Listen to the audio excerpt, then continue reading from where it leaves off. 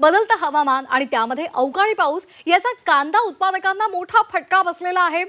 शिरूर तालुक्यामध्ये अवकाळी पाऊस झाला आणि त्यामुळे संपूर्ण कांदा भिजून गेलाय आणि त्यामुळे कांदा शेतामध्ये सडण्याची शक्यता आहे आणि त्यामध्येच मजुरांच्या टंचाईमुळे कांदा काढणीला सुद्धा आता विलंब होत आहे, ती रखडलेली आहे आणि त्यामुळे कांदा उत्पादनामध्ये आता घट होण्याची शक्यता आहे आणि शेतकरी यामुळे संकटात सापडलेला आहे। आढावा घेतला आमचे प्रतिनिधी हेमंत सापुडे यांनी, पाहूयात।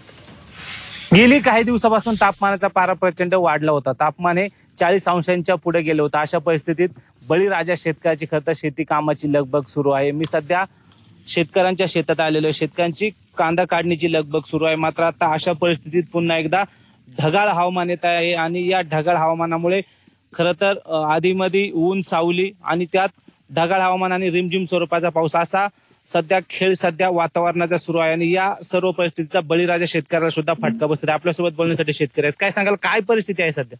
गेल्या महिनाभरापासून प्रचंड ऊन, जवळजवळ 40 पार तापमानाचा पारा आणि त्यात कालपासून हे ढगाळ हवामान तयार झाल्यामुळे काल रिमझिम स्वरूपाचा पाऊस झाला आणि त्यात रिमझिम स्वरूपाच्या पावसामुळे त्यात कांद्याच्या गाभ्यात पाणी गेल्यामुळे कांदा जास्त दिवस टिकू शकणार नाही। बाजारभाव नसल्यामुळे हा कांदा चाळीत ठेवायचा, जोपर्यंत टिकेन तोपर्यंत ठेवू, मिळेल त्या भावात विकला जाईल।